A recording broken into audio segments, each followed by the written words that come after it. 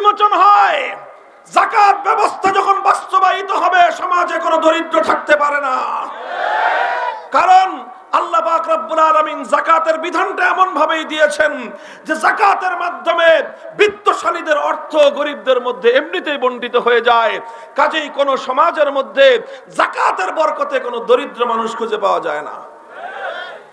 মুহতারাম হাজিরিন, কাজেই বলছি কি যে ইমানদাররা ক্ষমতায় আসলে রাস্তাঘাট হয়, ব্রিজ কালভার্ট নির্মাণ হবে, অর্থনীতির উন্নয়ন হবে, সাথে সাথে নামাজ কায়েম হবে, যাকাতের বিধান বাস্তবায়ন হবে, আল্লাহ পাকের হুকুম আহকাম সমাজের মধ্যে বাস্তবায়ন করা হবে।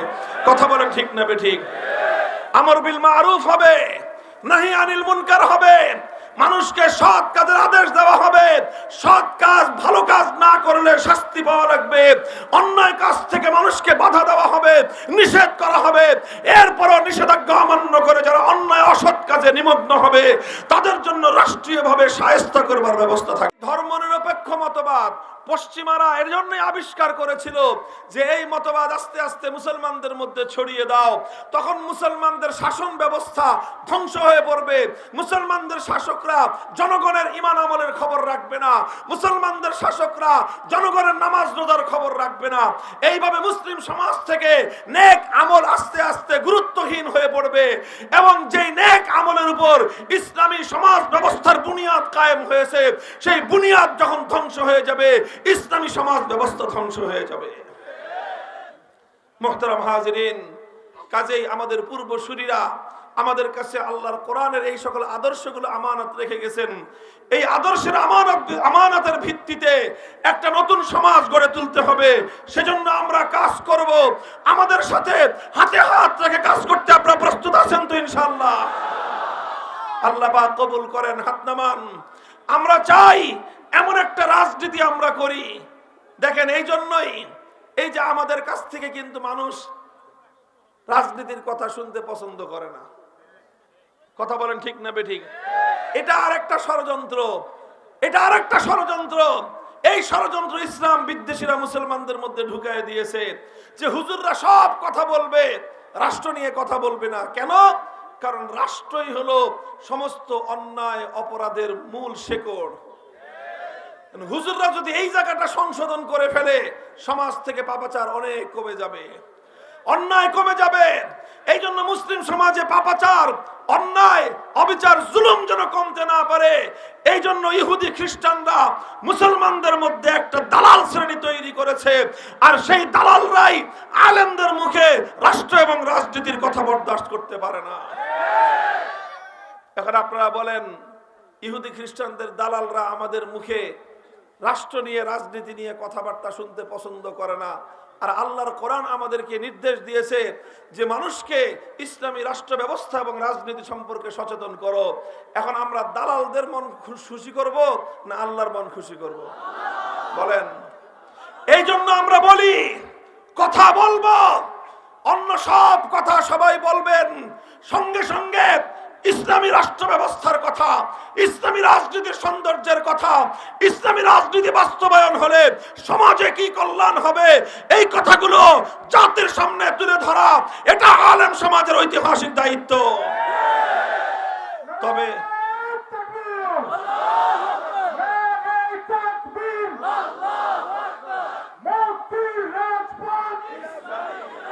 তবে এই দায়িত্বটা অন্য দায়িত্বগুলোর মতো এত মসৃণ আর এত সহজ না। এই দায়িত্ব পালন করতে গেলে যাদের স্বার্থে আঘাত লাগবে, সেই সকল পুঁজিবাদী সেকুলার ক্ষমতাসীনরা এই সমস্ত আলেম ওলামাদের কণ্ঠরোধ করবার চেষ্টা করে। এটা ইতিহাস। তারাও চেষ্টা করবে, আমরাও চেষ্টা করব।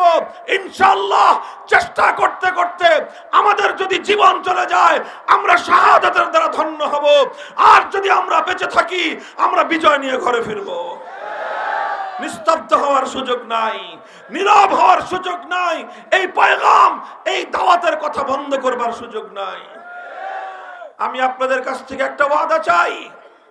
হাফিজ হুজুর রহমতুল্লাহ আলাইহির নাম আপনারা শুনেছেন, মনে আছে?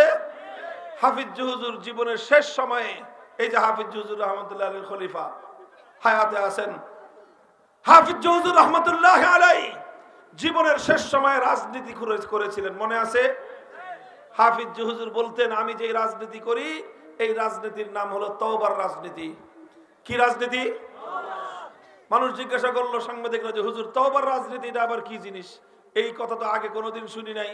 রাজনীতি কয় বলে কেউ ডিজিটাল রাজনীতি, কেউ বলে নতুন বাংলার রাজনীতি, কেউ বলে সবুজ বাংলার রাজনীতি, কেউ বলে গণতন্ত্রের রাজনীতি, কেউ বলে সমাজতন্ত্রের রাজনীতি, কেউ বলে মাওবাদী রাজনীতি, কেউ বলে লেনিনবাদী রাজনীতি। আপনি আবার নতুন এক রাজনীতির কথা বললেন, তওবার রাজনীতি। এটা কি জিনিস? হুজুর বললেন তওবার রাজনীতি মানে হলো এই, ইসলামের বিধান হলো মানুষ যেই পাপ যেইভাবে করে সেই পাপ থেকে তওবা সেইভাবে করতে হয়। যেই পাপ গোপনে করা হয় সেই পাপের তওবা কেমনে হবে? গোপনে হবে। যেই পাপ প্রকাশ্যে করা হয় সেই পাপের তওবা কেমনে হবে? প্রকাশ্যে হবে। তাহলে আমাদের এই সমাজে সবচেয়ে বেশি পাপ হয়েছে রাজনীতিতে। রাজনীতিতে পাপ হতে হতে দেশ জাতি সব ধ্বংস রসাতলে গেছে।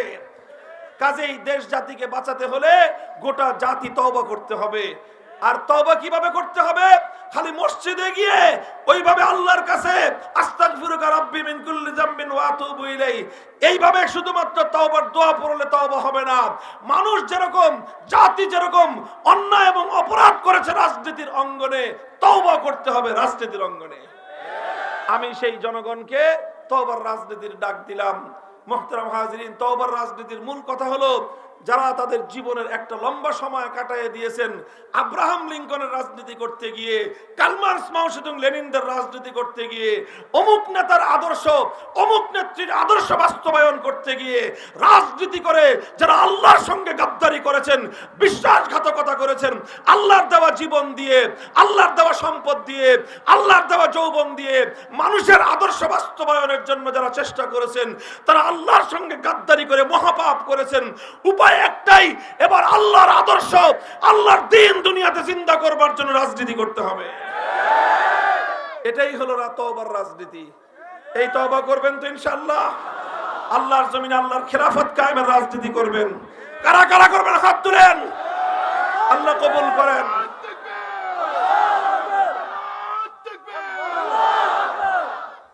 এই ইনশাআল্লাহ একটা সম্ভাবনা। উর্বর জমিন, জমিন এখন উর্বর। এই যে এখন তো ফসলের মাঠ ফেটে চৌচির, এখন কোথাও ফসল ফলবে না। কথা বলেন ঠিক না বেঠিক? এরপরে দেখবেন মোটামুটি যখন জানুয়ারি মাসটা শেষ হবে, হ্যাঁ, জানুয়ারি মাসটা যখন শেষ হবে, আস্তে আস্তে ফসলের মাঠগুলি আবার চাষাবাদের জন্য উপযুক্ত হয়ে উঠবে। বৃষ্টি হবে, এই মাঠগুলোতে আবার হাল চাষ করানো হবে। তখন এই মাঠে যেই ফসলের বীজ বপন করবেন সেই ফসলের সোনালী ফলন হবে। বাংলাদেশ এখন বিপ্লবের জন্য উর্বর হয়ে আছে। কথা বলেন ঠিক না বেঠিক? এই মাটিতে আবু সাইদদের রক্তের বৃষ্টি ঝরেছে, শহীদ মুগ্ধদের রক্তের বৃষ্টি ঝরেছে, হাফেজ নাসমুন সাকিব, হাফেজ জাহিদ হাসান জাহিদ, এই ধরনের থোকা থোকা মুসলমানদের সন্তানেরা রক্তের বৃষ্টি দিয়ে এই মাটিকে উর্বর করে রেখে গেছে। এই উর্বর মাটিতে বিপ্লব করতে হবে। আমেরিকান রাশিয়ান আদর্শের নয়, চায়না এবং ভারতের আদর্শের নয়। এই মাটিতে বিপ্লব করতে হবে, সোনার মদিনার রাজনীতির বিপ্লব। এই জন্য আমরা বলি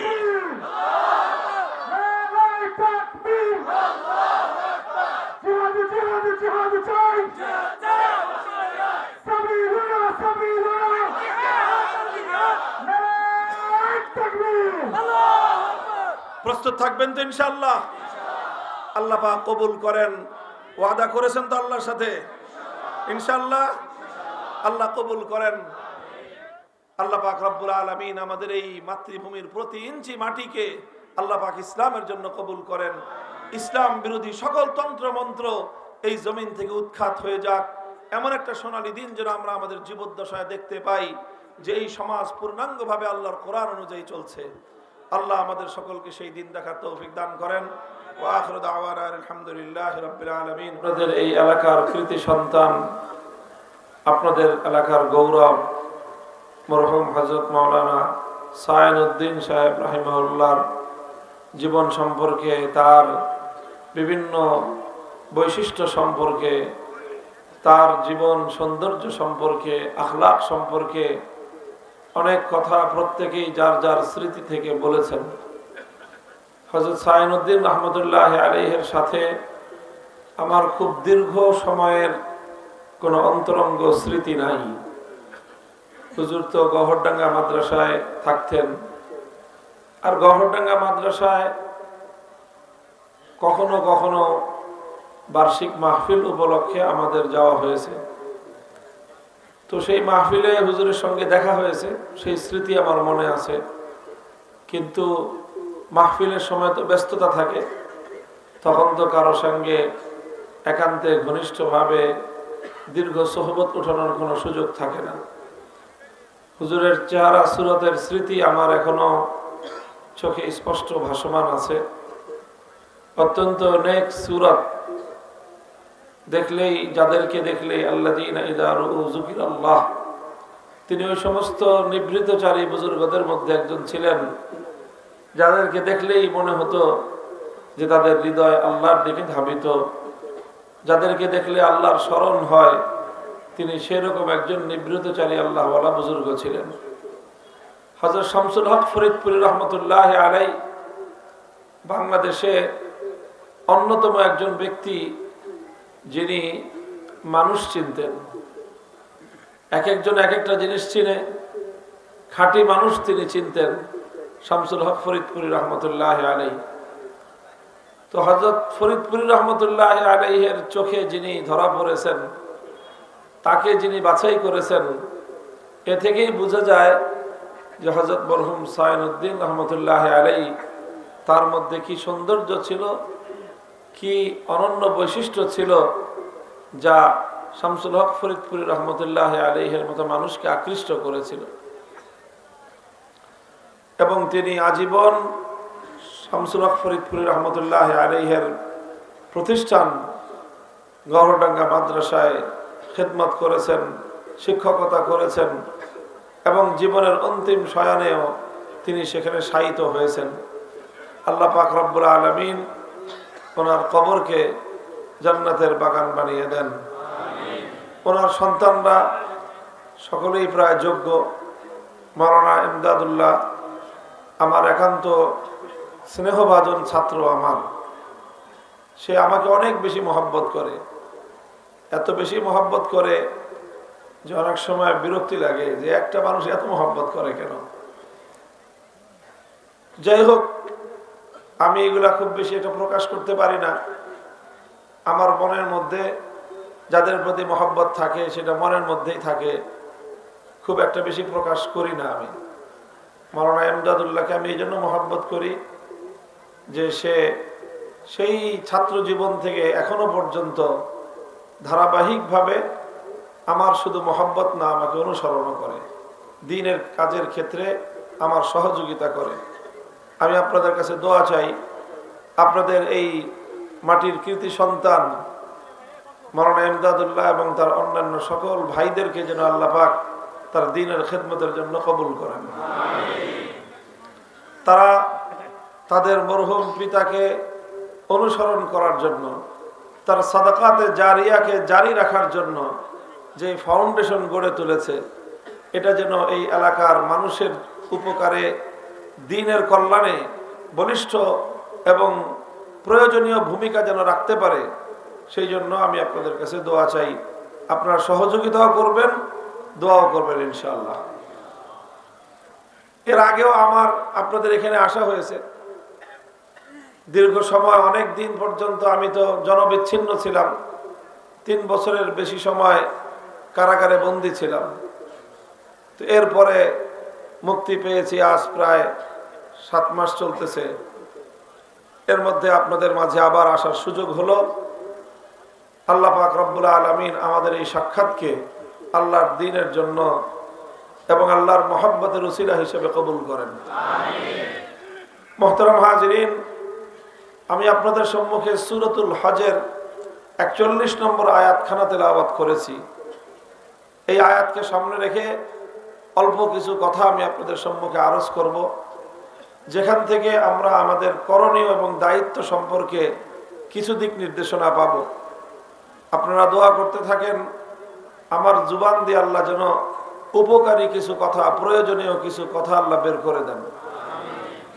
কোরআনের এই তেলাওয়াতকৃত আয়াতের মধ্যে আল্লাহ পাক রব্বুল আলামিন মুসলমানদের, ইমানদারদের একটা বৈশিষ্ট্য বর্ণনা করেছেন।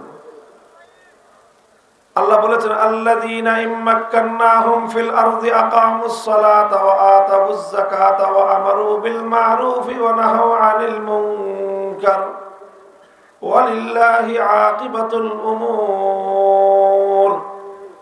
আল্লাহ বলেছেন যে পাক্কা ইমানদার, আল্লাহর নিকট গ্রহণযোগ্য ইমানদার ওই সকল মুসলমান মুমিন, আল্লাহ যাদেরকে, আল্লাহ বলতেছেন আমি যদি তাদেরকে এই পৃথিবীতে ক্ষমতা দান করি, তারা যদি ক্ষমতা পায় তাহলে তারা কি করবে? আল্লাহর ইমানদার বান্দা, মুমিন বান্দা, আল্লাহর পছন্দনীয় বান্দা কারা? তাদেরকে আল্লাহ ক্ষমতা দিলে ক্ষমতা ব্যবহার করে তারা কি করবে?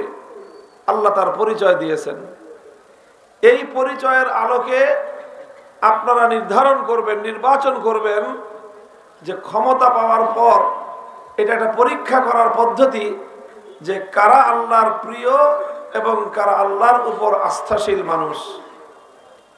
আল্লাহ বলেছেন যে আমি তাদেরকে যদি ক্ষমতা দেই, জমিনের কর্তৃত্ব যদি আমি তাদেরকে দেই, তাহলে তারা কি করবে? বিশেষভাবে আল্লাহ পাক 4টা কাজের কথা উল্লেখ করেছেন। 1 নম্বর, আকামুস সালাহ।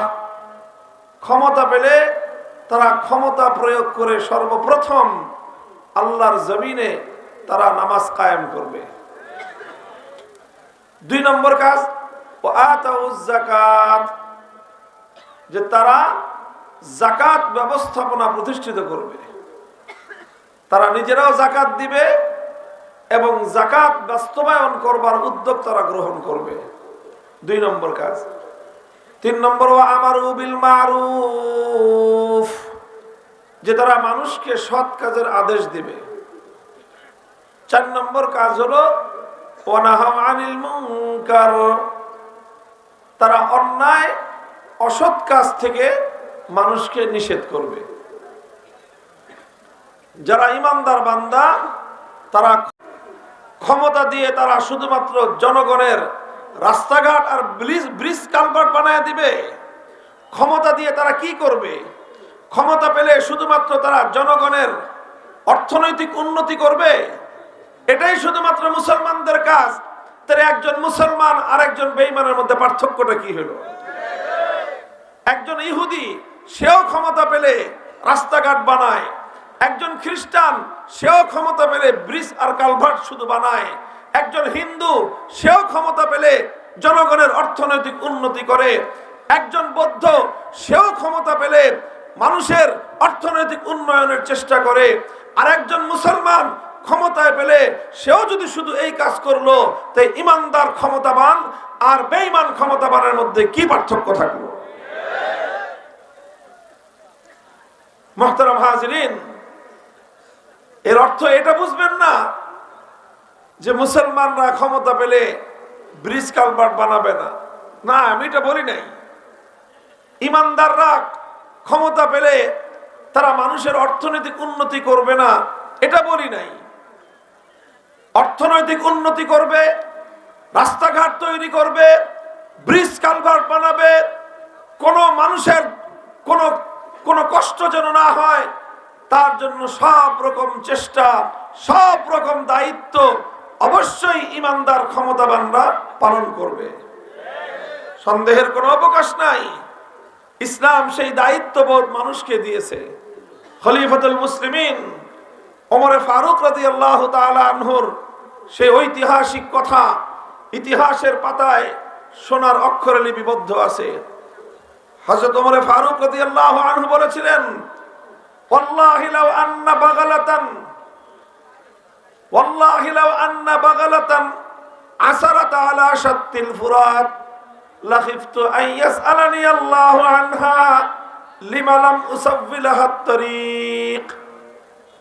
হযরত ওমর বলেন, আল্লাহর শপথ করে বলি, যদি সুদূর সেই কুফা, বাগদাদ, ওই অঞ্চলের কুফা, বসরার অঞ্চলের ফোরাত নদী মদিনা থেকে কয়েক হাজার মাইল দূরে, সেই ফোরাত নদীর পাশ দিয়ে একটা গাধা রাস্তা চলবার সময়, পথ দিয়ে হেঁটে যাওয়ার সময় একটা গাধা যদি রাস্তার মধ্যে হোঁচট খায়, খলিফা ওমর বলেন আমার ভয় হয় যে আমাকে আল্লাহ পাক জিজ্ঞাসা করবেন, আমাকে জবাব দিতে হবে যে আল্লাহ পাকের সৃষ্টি একটা অবলা প্রাণী রাস্তা চলতে গিয়ে কেন হোঁচট খেলো, আমি রাষ্ট্রনায়ক হয়ে খলিফা হয়ে কেন গাধাকে চলবার জন্য রাস্তা সমান করে দিলাম না, সুন্দর রাস্তা আমি কেন তৈরি করে দিলাম না একটা গাধার জন্য। আমি খলিফা হয়ে দায়িত্ব নিলাম, রাষ্ট্রের দায়িত্ব নিয়ে রাষ্ট্রের প্রত্যেকটা মাখলুকের সমস্ত জিজ্ঞাসা করেন এই যে 400, 500, 1000, 1500 ছেলে পেলে যে পালে, এই 1000, 1500 যুবক ইয়াং তাগড়া ছেলে, এদের পেশা কি? পেশা হলো ভাইয়ের সাথে থাকি। কি পেশা? বিয়ে শাদীতে প্রস্তাব পাঠায়, ছেলে করে কি? ছেলে ভাইয়ের সাথে থাকে, ছেলে ভাইয়ের সাথে থাকে, বাস এটাই হলো তার পেশা। বাড়তি বলতেছি না এগুলো, আমরা তো এই সমাজের একেবারে রন্ধ্রে রন্ধ্রে বিচরণ করি, তাও আপনাদের মতো গ্রামে না, ঢাকার শহরে এই সকল এলাকার ছেলে পেলেদের সাথে আমরা একই সাথে বড় হয়েছি, দেখেছি, এবং আমরা তাদের সব কিছু বাস্তবতার আলোকে দেখি। আমার দুঃসম্পর্কের একটা মেয়ে আর কি, আমাদের আত্মীয় স্বজনের মধ্যে, পুরাপুরি দিনদার না, তো এক জায়গা থেকে প্রস্তাব আসছে, বলছি যে আমাদের বাসায় এক সময় কাজ করতো মেয়েটা, তো এরকম মেয়েদের বিয়ে শাদীর কথা আসলে আমাদের আম্মা আব্বা ওনারা বলতেন যে একটু দায়িত্ব নিয়ে দেয়। তো আমারে বলছে যে ওই ছেলেটাকে মামুনের সাথে দেখা করতে বলবা। দেখা করছে, জিজ্ঞাসা করছে করো কি? ভাইয়ের সাথে থাকি। এই সেদিন থেকে আমি জানলাম যে বাংলাদেশে যুবকদের মধ্যে বড় ধরনের একটা শ্রেণী আছে যাদের প্রফেশন কি? ভাইয়ের সাথে থাকে। আচ্ছা বলেন, এই যে ভাইয়ের সাথে থাকে, তার সংসার চলে কেমনে? তার ব্যক্তিগত খরচ হয় চলে কিভাবে? সব ভাই যোগায়। এই ভাই টাকা পায় কোথায়? ভাই একটা সময় পর্যন্ত ইনভেস্ট করে। কি করে? ইনভেস্ট করে। ইনভেস্ট করতে থাকে, ক্ষমতায় আসলে সুদে আসলে সব একবার উসুল করে নেয়। প্রচুর পরিমাণ যুবক ছেলে আছে প্রচলিত রাজনীতি যাদেরকে কোনো ভালো কাজে নিয়োগ করে না, চাকরি নাই, ব্যবসা বাণিজ্য করে না, কিচ্ছু করে না, ভাইয়ের সাথে চলে, মিছিল করে, মিটিং করে, সমাবেশ করে, রাজনীতি করে, এই হলো তার প্রফেশন। রাজনীতি করা আমি খারাপ বলি না, রাজনীতি অবশ্যই করতে হবে সমাজের কল্যাণ করতে হলে, কিন্তু রাজনীতি করবা, তোমার সংসার চলবে কি দিয়ে বলো? ভাইয়ের সাথে থাকি। ভাইয়ের সাথে থাকা দিয়ে সংসার চলতে পারে না। নিজে ব্যবসা করবা, কিছু সময় রাজনীতি করবা, নিজে চাকরি করবা, কিছু সময় তুমি রাজনীতি করবা, নিজের পকেটের পয়সা দিয়ে নিজের সংসার চলবে, সেখান থেকে কিছু পয়সা খরচ করে রাজনীতি করবা, জনগণের কল্যাণ করবা, এটা হলো কল্যাণের রাজনীতি। বলতেছিলাম তো এই জন্য বলি যে এই যে প্রচলিত রাজনীতি, এই রাজনীতি কি শিখায়? যে ক্ষমতা পাওয়া মানে হলো ভোগের সুযোগ পাইছি, ক্ষমতায় আসছি মানে হলো এখন আমরা খাবো, এখন আর অন্য কেউ খেতে পারবে না, নৌকার ঘাট আমরা খাবো, টেম্পুর স্ট্যান্ড আমরা খাবো, বাস স্ট্যান্ডের চাঁদা আমরা খাবো, ফুটপাতের চাঁদা আমরা খাবো। যারা ক্ষমতায় থাকবে এগুলো সব তার বাপদাদার অধিকার। ভাই, এই জাহিলিয়াতকে পরিবর্তন করতে হবে। সমাজে এমন এক রাজনীতির ধারা বাস্তবায়ন করতে হবে যে রাজনীতি হবে ত্যাগের রাজনীতি, ভোগের রাজনীতি নয়, দেওয়ার রাজনীতি, নেওয়ার রাজনীতি নয়, জনগণের অধিকার আদায় করবার রাজনীতি, জনগণ থেকে লুটপাট করার রাজনীতি নয়।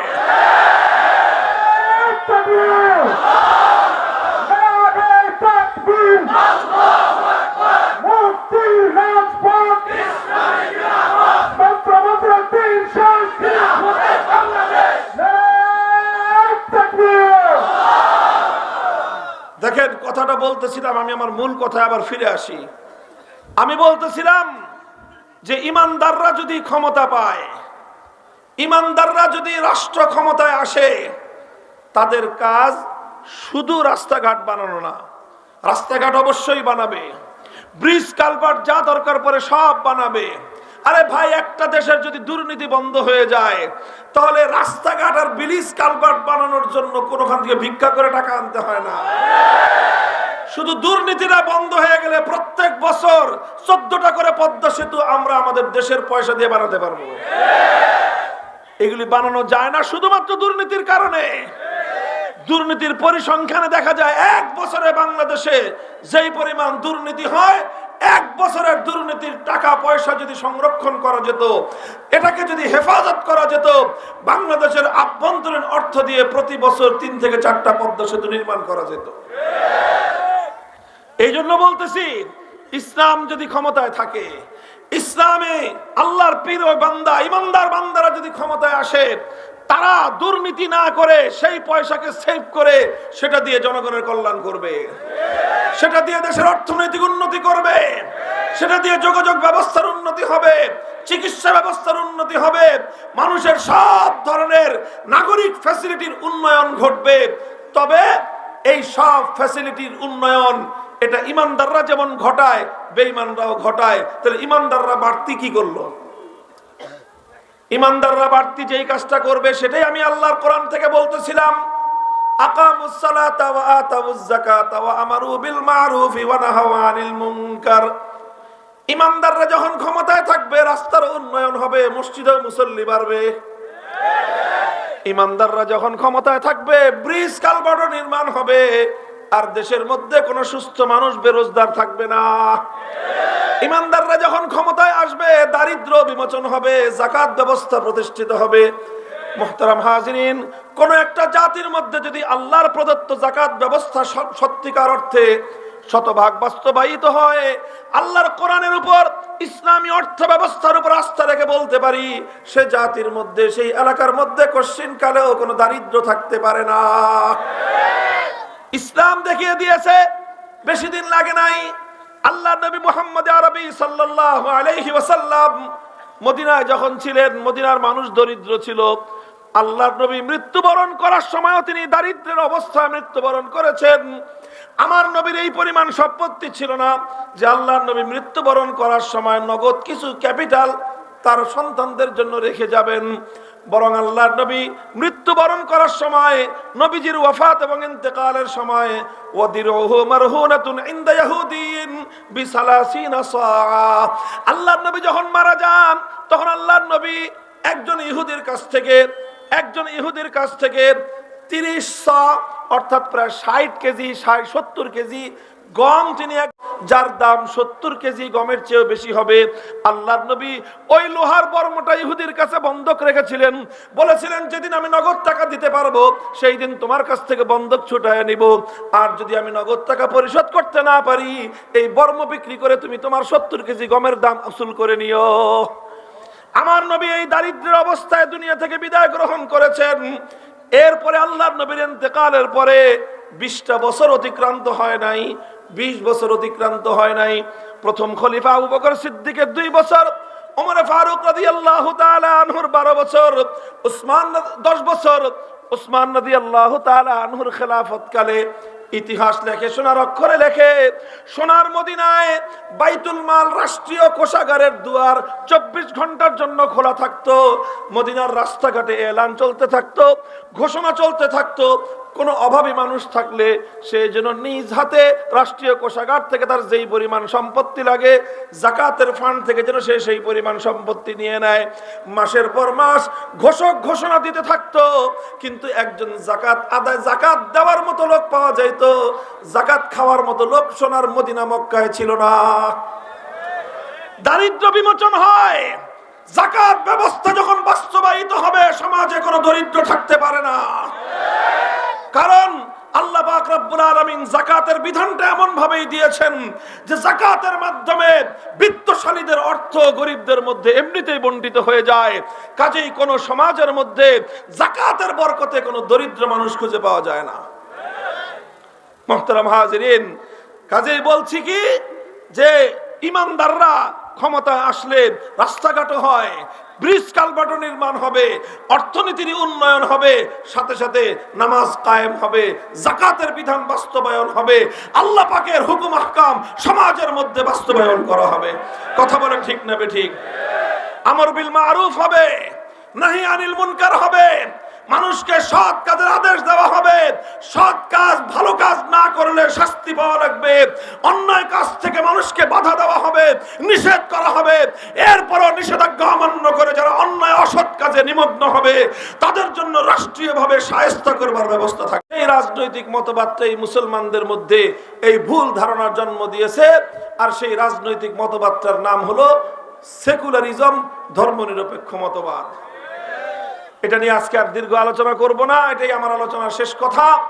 এই ধর্মনিরপেক্ষ মতবাদ পশ্চিমারা এর জন্যই আবিষ্কার করেছিল যে এই মতবাদ আস্তে আস্তে মুসলমানদের মধ্যে ছড়িয়ে দাও, তখন মুসলমানদের শাসন ব্যবস্থা ধ্বংস হয়ে পড়বে, মুসলমানদের শাসকরা জনগণের ঈমান আমলের খবর রাখবে না, মুসলমানদের শাসকরা জনগণের নামাজ রোজার খবর রাখবে না, এইভাবে মুসলিম সমাজ থেকে নেক আমল আস্তে আস্তে গুরুত্বহীন হয়ে পড়বে, এবং যেই নেক আমলের উপর ইসলামী সমাজ ব্যবস্থার বুনিয়াদ কায়েম হয়েছে সেই বুনিয়াদ যখন ধ্বংস হয়ে যাবে ইসলামী সমাজ ব্যবস্থা ধ্বংস হয়ে যাবে।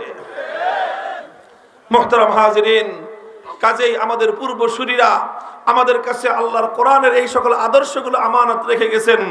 এই আদর্শের আমানতের ভিত্তিতে একটা নতুন সমাজ গড়ে তুলতে হবে, সেজন্য আমরা কাজ করব। আমাদের সাথে হাতে হাত রেখে কাজ করতে আপনারা প্রস্তুত আছেন তো ইনশাআল্লাহ?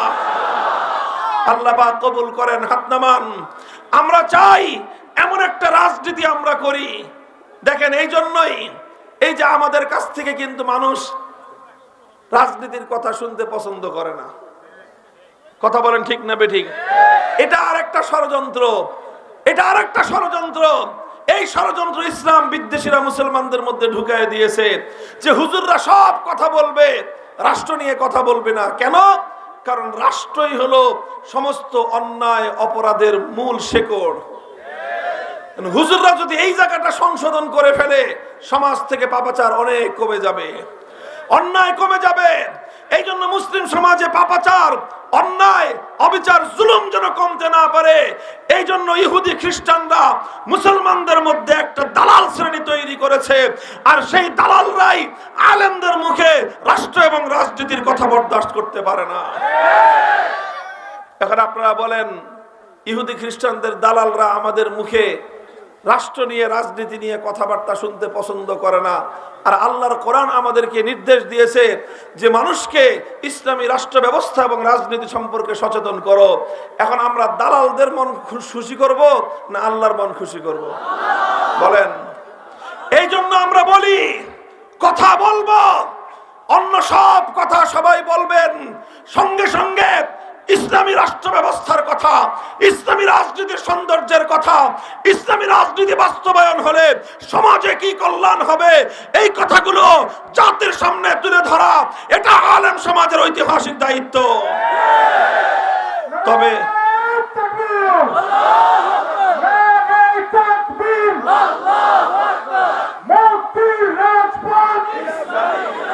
তবে এই দায়িত্বটা অন্য দায়িত্বগুলোর মতো এত মসৃণ আর এত সহজ না। এই দায়িত্ব পালন করতে গেলে যাদের স্বার্থে আঘাত লাগবে সেই সকল পুঁজিবাদী সেকুলার ক্ষমতাসীনরা এই সমস্ত আলেম ওলামাদের কণ্ঠরোধ করবার চেষ্টা করে। এটা ইতিহাস। তারাও চেষ্টা করবে, আমরাও চেষ্টা করব। ইনশাআল্লাহ চেষ্টা করতে করতে আমাদের যদি জীবন চলে যায় আমরা শাহাদাতের দ্বারা ধন্য হব, আর যদি আমরা বেঁচে থাকি আমরা বিজয় নিয়ে ঘরে ফিরব। নিস্তব্ধ হওয়ার সুযোগ নাই, নীরব হওয়ার সুযোগ নাই, এই পয়গাম, এই দাওয়াতের কথা বন্ধ করবার সুযোগ নাই। আমি আপনাদের কাছ থেকে একটা ওয়াদা চাই।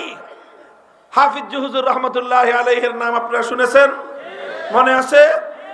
হাফিজ হুজুর জীবনের শেষ সময়ে, এই যে হাফিজ হুজুর রহমতুল্লাহি আলাইহির খলিফা হায়াতে আছেন, হাফিজ হুজুর রহমতুল্লাহি আলাইহি জীবনের শেষ সময়ে রাজনীতি করেছিলেন, মনে আছে? হাফিজ হুজুর বলতেন, আমি যে রাজনীতি করি এই রাজনীতির নাম হলো তওবার রাজনীতি। কি রাজনীতি?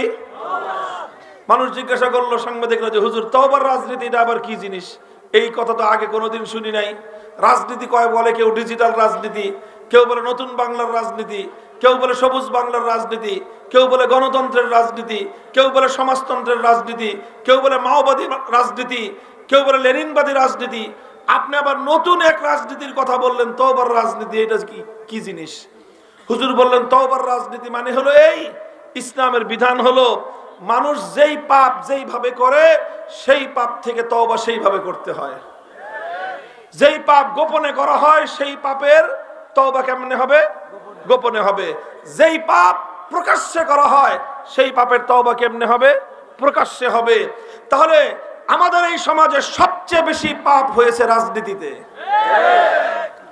রাজনীতিতে পাপ হতে হতে দেশ জাতি সব ধ্বংস রসাতলে গেছে। কাজেই দেশ জাতিকে বাঁচাতে হলে গোটা জাতি তওবা করতে হবে। আর তওবা কিভাবে করতে হবে? খালি মসজিদে গিয়ে ওইভাবে আল্লাহর কাছে আস্তাগফিরুকা রাব্বি মিন কুল্লি যামবিন ওয়া আতুবু ইলাইহি এইভাবে শুধুমাত্র তওবার দোয়া পড়লে তওবা হবে না।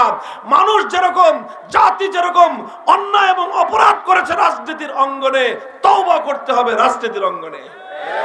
আমি সেই জনগণকে তওবার রাজনীতির ডাক দিলাম।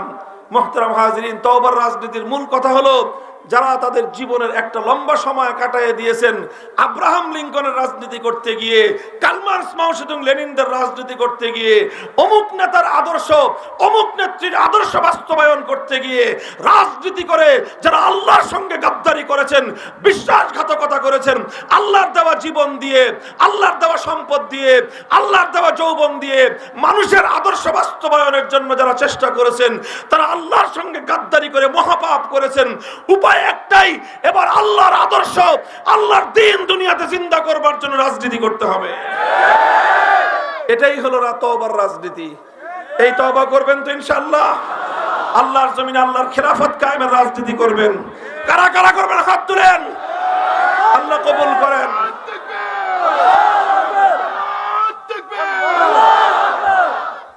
এই ইনশাআল্লাহ একটা সম্ভাবনা। উর্বর জমিন, জমিন এখন উর্বর। এই যে এখন তো ফসলের মাঠ ফেটে চৌচির, এখন কোথাও ফসল ফলবে না। কথা বলেন ঠিক না বেঠিক?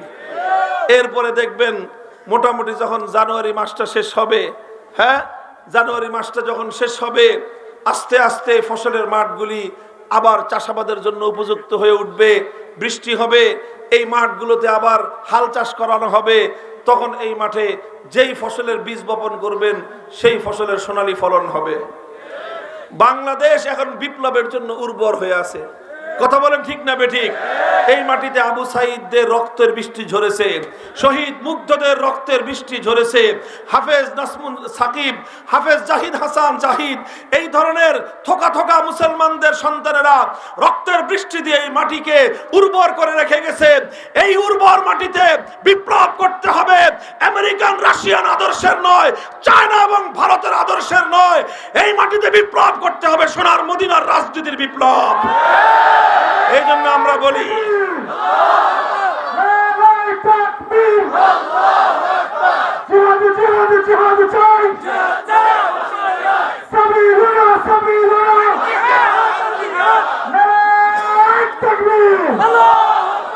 প্রস্তুত থাকবেন তো ইনশাআল্লাহ? আল্লাহ পাক কবুল করেন। ওয়াদা করেছেন তো আল্লাহর সাথে ইনশাআল্লাহ? আল্লাহ কবুল করেন। আল্লাহ পাক রব্বুল আলামিন আমাদের এই মাতৃভূমির প্রতি ইঞ্চি মাটিকে আল্লাহ পাক ইসলামের জন্য কবুল করেন। ইসলাম বিরোধী সকল তন্ত্র মন্ত্র এই জমিন থেকে উৎখাত হয়ে যাক। এমন একটা সোনালী দিন যেন আমরা আমাদের জীবদ্দশায় দেখতে পাই যে এই সমাজ পূর্ণাঙ্গভাবে আল্লাহর কোরআন অনুযায়ী চলছে। আল্লাহ আমাদের সকলকে সেই দিন দেখার তৌফিক দান করেন। ওয়া আখিরু দাওয়ানা আলহামদুলিল্লাহি রাব্বিল আলামিন। সুবহানাল্লাহি ওয়া বিহামদিহি, সুবহানাকাল্লাহুম্মা ওয়া বিহামদিক, আশহাদু আল্লা ইলাহা ইল্লা আনতা আস্তাগফিরুকা ওয়া আতুবু ইলাইক। আল্লাহুম্মা সাল্লি আলা মুহাম্মাদ ওয়া আলা আলি মুহাম্মাদ কামা সাল্লাইতা আলা ইব্রাহিম ওয়া আলা আলি ইব্রাহিম ইন্নাকা হামিদুম মাজিদ। ইয়া হাইয়্যু ইয়া কাইয়্যুম বিরহমাতিকা নাস্তাগীথ আসলিহ লানা শা'নানা কুল্লাহ ওয়া লা তাকিলনা ইলা আনফুসিনা তারফাতা আইন اللهم إنا نسألك فعل الخيرات وترك المنكرات وحب المساكين إله العالمين رب العالمين মরহুম হযরত মাওলানা সাইনুদ্দিন রাহমাতুল্লাহ আলাইহির স্মরণে আয়োজিত আজকের এই দিনে মাহফিলকে আল্লাহ আপনি কবুল করে নিন। এই মাহফিলের সওয়াবগুলো আল্লাহ মরহুম সাইনুদ্দিনের রূহের উপর আপনি পৌঁছায় দিন। আল্লাহ এই সওয়াবের উসিলায় আল্লাহ জান্নাতের মধ্যে তার মাকামকে আরো বুলন্দ করে দিন। ইলাহুল আলামিন রব্বুল আলামিন, আমরা যত মানুষ এখানে হাত উত্তোলন করেছি, আমাদের অনেকের বাবা নাই, মা নেই, আপনজন দুনিয়া থেকে বিদায় নিয়েছেন। আয় আল্লাহ, আমাদের আত্মীয় স্বজন সহ আপনজন সহ আয় আল্লাহ আমার আব্বা আম্মা দুজন বিদায় নিয়েছেন।